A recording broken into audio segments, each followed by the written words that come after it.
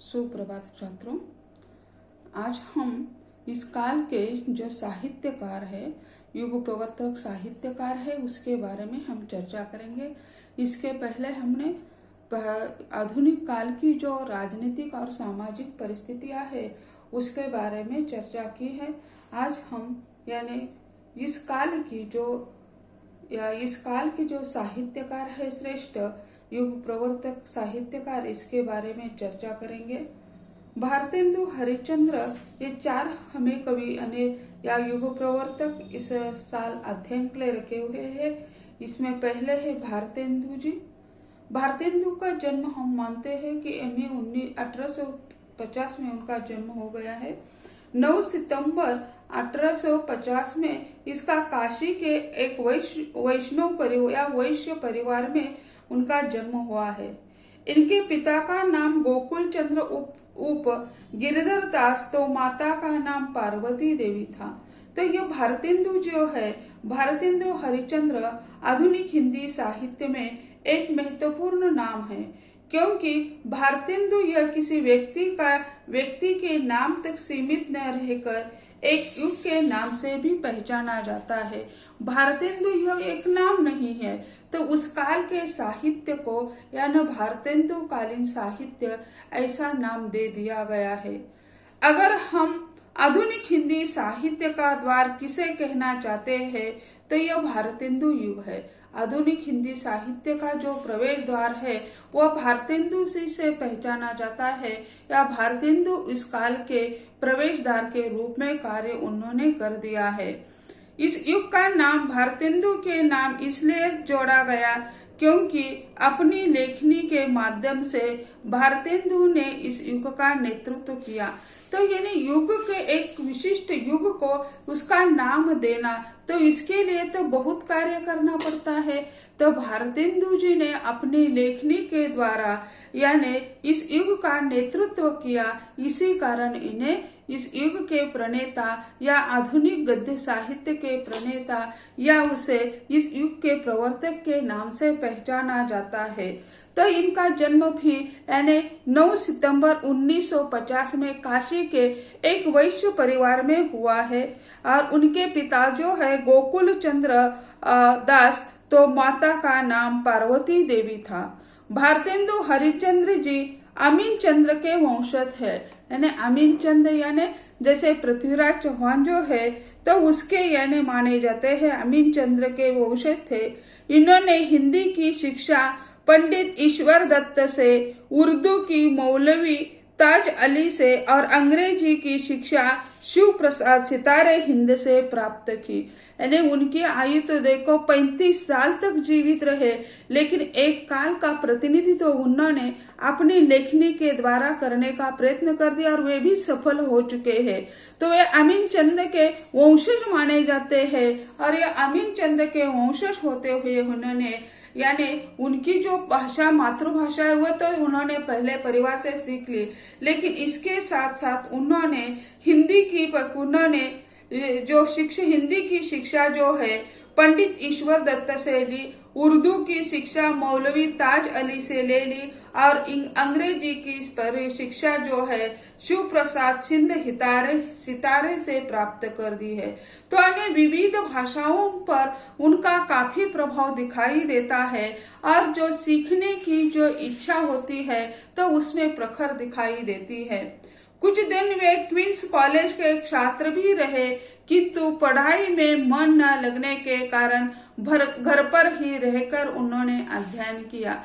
Queen's college जो है वहाँ भी कई दिन उन्होंने पढ़ाई कर दी, लेकिन वहाँ का या उसी समय का माहौल जो है उन्हें ठीक नहीं लगा। इसी कारण उन्होंने घर पर रहकर ही अध्ययन शुरू कर दिया। सन 1963 में उन्होंने अपने परिवार के साथ जगन्नाथपुरी की यात्रा की। उनका जन्म 1950 और उन्होंने यात्रा की 63 में, यानी सिर्फ वे 13 साल के थे। उनकी आयु 13 साल की थी, और वह जो समय है तो यानी काफी लड़कों पर काफी प्रभावी हो जाता है। तो ये जगन्नाथपुरी की यात्रा करने के बाद उसके मन में काफी बदल आ गए हैं।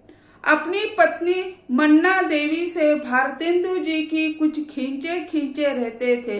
यानी जैसे हर एक परिवार में होता है, उसी समय बाल विवाह होता था।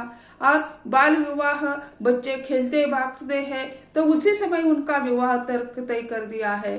तो यानी ऐसा कहा जाता है परिवार ने उनका जो विवाह कर दिया था वो विवाह की पत्नी मन्ना देवी है और उसके साथ उसके ज्यादा जमती नहीं थी, ऐसा कहा जाता है। कहा जाता है कि माधवी और मल्लिका इनकी दो प्रेमिकाएं थी। यानी माधवी और मल्लिका जो है भारतेंदु जी की दो प्रेमिका थी, ऐसा माना जाता है। माधवी एक क्षत्रिय लड़की थी और मल्लिका इनके पड़ोस में रहने वाली बंगाली कवयित्री थी। यानी माधवी और मल्लिका जो है दोनों म से प्रारंभ होती है और उनकी पत्नी का नाम भी मन्ना देवी है। यह म जो है वो ट्रायंगल बन चुका है और एक क्षत्रिय लड़की है और एक बंगाली लेखिका है और मन्ना देवी जो है परिवार संभालने वाली स्त्री है। भारतेंदु जी एक रसीव जीव थे। उन्होंने समाज एवं साहित्य के लिए बड़ा योगदान दिया है। इनके साहित्यिक योगदान को देखते हुए पंडित रामेश्वर दत्त व्यास ने 1980 में सार सुधा निधि पत्रिका में उन्हें भारतेंदु उपाधि प्रदान की। यानी यह उनका नाम नहीं है, हरिश्चंद्र उनका नाम है और यह उन्हें भारतेंदु यह उपाधि दी गई है और वह पंडित रामेश्वर दत्त व्यास ने 1980 में उन्हें ये उपाधि दे दी है। तो ऐसे ही है, उन्हें सार सुधा निधि पत्रिका जो है तो उसके माध्यम से या उसमें उन्हें यह उपाधि दी है। भारतेंदु जी ने पैनी रीडिंग नामक एक गोष्ठी की स्थापना की और चौखंबा स्कूल का निर्माण कर शिक्षा का प्रसार किया। अपने अंतिम दिनों में उन्होंने आर्थिक अभाव से जूझना पड़ा। परिणामतः उनका स्वास्थ्य गिरने लगा और अंत में 25 फरवरी 1985 को क्षयरोग के कारण उनका निधन हुआ। 35 साल की आयु है और उसी समय भी उन्हें अनेक क्षयरोग से का सामना करना पड़ा। तो उसी समय क्षयरोग जो है काफी प्रभावित था और इसके इलाज भी इतने नहीं होते थे और इलाज के लिए पैसा तो चाहिए, तो पैसा भी उनके पास उतना नहीं था। इसी कारण उनकी सिर्फ 35 वर्ष में उनकी जीवन यात्रा समाप्त हो गई। लेकिन 35 साल की जीवन यात्रा समाप्त करने से पहले उन्होंने हिंदी साहित्य को प्रचुर मात्रा में साहित्य दिया था। नाटक हो, उपन्यास हो, काव्य कृतियां हो, पत्रिकाएं हो। तो यानी उनका संस्कृत पर काफी प्रभाव था, संस्कृत भाषा पर उनका काफी अधिकार था। उन्होंने संस्कृत के बहुत सारे नाटक जो है हिंदी में अनुवादित कर दिए हैं। तो यह अनुवादित अगर संस्कृत में होते तो उसे अनेक बहुत कम लोग पढ़ते हैं, लेकिन उसका उन्होंने हिंदी में अनुवाद कर दिया। एक जैसे हम कहते हैं ना, रत्न का जैसे संदूक खोलते हैं तो उसे देखकर आंखें चमक जाती है, उसी तरह ये संस्कृत साहित्य है, यह पिटारा ही है। अगर वह हिंदी में अनुवादित नहीं होता तो यानी सामान्य जनता उसे पढ़ नहीं सकती और उसका अर्थ समझ नहीं सकती है। उनकी कृतित्व जो है वह इस प्रकार है।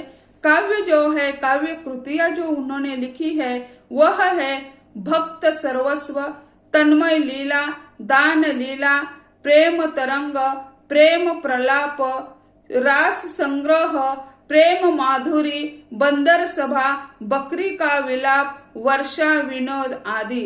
यानी यह जो है यानी कविता संग्रह है उनके। भक्त वर्चस्व, तन्मय लीला, दान लीला, प्रेम तरंग, प्रेम प्रलाप, रास संग्रह, प्रेम माधुरी, बंदर सभा, बकरी का विलाप और वर्षा विनोद, यह काव्य कृतियां है उनकी। और कथा साहित्य जो है पूर्ण प्रकाश, चंद्रभागा, हमीरहट, राजसिंह, सुलोचना, मादाल रोपासन, शीतल माती, सावित्री चरित्र, यह कथा साहित्य है उनका। और नाटक जो है नाटक तो उन्होंने बहुत लिखे हैं, यानी उसके मिथक यानी पहले क्यों न हो, लेकिन आधुनिक युग में ये नाटक हिंदी में लिखकर लोगों को यानी पढ़ने के लिए साहित्य उन्होंने प्रचुर मात्रा में दिया है। एक सत्य हरिश्चंद्र की जो कथा है उस पर हिंदी में नाटक लिखा है। चंद्रावली, भारत दुर्दशा, नील देवी, अंधेर नगरी, वैदिक हिंसा न बहुती, विशेष विषमोधन, सती प्रथा, प्रेम योगिनी। अंधेर नगरी जो है यानी उस पर यानी अंग्रेजी शासन पर उन्होंने कड़ा प्रहार कर दिया है। और ये उन्होंने मिथक या कथा जो है वो पूरी पुरानी है, फिर भी उसे आधुनिक काल में नया रूप देने का कार्य उन्होंने कर दिया है। अनुदित नाटक जो है संस्कृत से हिंदी में अनुवादित किए हुए हैं। मुद्रा राक्षस, धनंजय विजय, रत्नावली वाटिका, कर्पूर मंजरी, विद्या सुंदर, भारत जननी, शेक्सपियर के मर्चेंट और वेनिस का दुर्लभ बंधु नाम से अनुवाद कर दिया है। शेक्सपियर का जो मर्चेंट ऑफ वेनिस नाटक है अंग्रेजी में, वह उन्होंने हिंदी में अनुवादित कर दिए हैं। पहले जो है मुद्रा राक्षस, धनंजय विजय, रत्नावली नाटिका, कर्पूर मंजरी, विद्या सुंदर, भारत जननी, यह संस्कृत के नाटक है और उसका उन्होंने हिंदी में अनुवाद कर दिया है। भारतेंदु हरिश्चंद्र को आधुनिक हिंदी साहित्य का प्रवर्तक कहा जाता है, यानी भारतेंदु जी को आधुनिक हिंदी साहित्य के प्रवर्तक के रूप में यानी महत्वपूर्ण माना जाता है। हिंदी भाषा और साहित्य के विकास की दृष्टि से भारतेंदु जी की तुलना अन्य किसी साहित्यकार से नहीं की जा सकती है। हिंदी भाषा और साहित्य के विकास की दृष्टि से हम देखते हैं तो यानी भारतेंदु जी की तुलना बाकी जो विद्वान है, बाकी हरिशंकर परसाई हो, महावीर प्रसाद द्विवेदी हो, गुलाब राय हो, तो आचार्य रामचंद्र शुक्ल हो, वाजपेयी जी हो, लेकिन क्या है ये तो उसी समय के यानी बहुत ही महत्वपूर्ण साहित्यकार माने जाते हैं। इसी कारण इनकी तुलना किसी दूसरे के साथ या दूसरे की तुलना इसके साथ नहीं की जाती है। भारतेंदु जी नवजागरण के अग्रदूत रहे हैं। भारतेंदु नवजागरण के अग्रदूत ऐसा उन्हें कहा जाता है क्योंकि उसी समय जो है एक अलग वातावरण था भारत में, इसी कारण उसे यानी नवजागरण के अग्रदूत भारतेंदु जी को कहा जाता है। इन्होंने साहित्य के माध्यम से जनता में चेतना निर्माण की, यानी साहित्य के माध्यम से उन्होंने जनता में चेतना निर्माण करने का कार्य भारतेंदु जी ने कर दिया है। उनके साहित्य में चेतना का तीव्र स्वर सुनाई देता है। जो बात सामूहिक प्रयत्नों से संभव नहीं थी वो भारतेंदु जी के साहित्य ने कर दी, यानी उन्होंने अपने साहित्य के द्वारा, वे तो यानी बंदूक नहीं चला सकते थे, लेकिन उन्होंने लेखनी के माध्यम से यानी राष्ट्रीय चेतना जागृत करने का कार्य यानी बहुत ही सहजता से और सफल उसमें हो चुके हैं। इसी कारण उन्हें राष्ट्रीय चेतना के कवि ऐसा कहा जाता है। जो बात सामूहिक प्रयत्नों से संभव नहीं थी वो भारतेंदु जी ने साहित्य के माध्यम से कर दी है। भारतेंदु जी को अनेक कारणों से युग प्रवर्तक कहा जाता है। सिर्फ साहित्य के द्वारा ही उन्होंने ऐसा कार्य कर दिया, इसी कारण उन्हें युग प्रवर्तक कहा जाता है, ऐसा नहीं तो वे नवजागरण के अग्रदूत माने जाते हैं। भारतेंदु जी नवजागरण के अग्रदूत रहे। उन्होंने दरबारी काव्य के श्रृंगार और विलासिता से जनता का ध्यान हटाकर देश प्रेम, समाज सुधार और देशोपकार की प्रेरणा दी। भारतेंदु जी से ही हिंदी साहित्य में नवजागरण के दर्शन होते हैं। भारतेंदु जी ने ही यानी नवजागरण के अग्रदूत उन्हें कहा जाता है। और इसी कारण क्या है, पहले इनके पहले का साहित्य जो है, रीतिकाल का साहित्य जो है, वह इन्हें श्रृंगार और विलासिता का साहित्य था और वह राज दरबारी साहित्य था। वहां से साहित्य को निकालकर देश प्रेम, समाज सुधार और देशोपकार के लिए उसे दे दिया। इसी कारण वे नवजागरण के अग्रदूत कहा जाता है। जनजीवन का संस्पर्श और रूढ़ियों का विरोध भी उन्होंने करने का प्रयत्न कर दिया है। भारती जी ने परंपरा एवं रूढ़ियों के बंधन को हटाकर कविता को राष्ट्रीयता और समाज सुधार के लिए आलम्बन बनाया और उसे जनजीवन से संस्पर्श कराया। भारतेंदु युग का साहित्य जनवादी साहित्य है और अपनी संस्कृति का गौरवगान करने वाली भारतेंदु जी यानी सर्वप्रथम है। उन्होंने अपने देश के लिए साहित्य तो लिखा, लेकिन इसके माध्यम से अपनी संस्कृति जो है, संस्कृति का गुणगान करने का कार्य भारतेंदु जी ने किया है। इसी कारण उन्हें नवजागरण के अग्रदूत या अपनी संस्कृति के प्रति होने वाला प्रेम दिखाई देता है। तो छात्रों, आज हम यही कहते हैं। अगले उनके व्यक्तित्व के जो पहलू है अगले लेक्चर में हम देख लेंगे। धन्यवाद।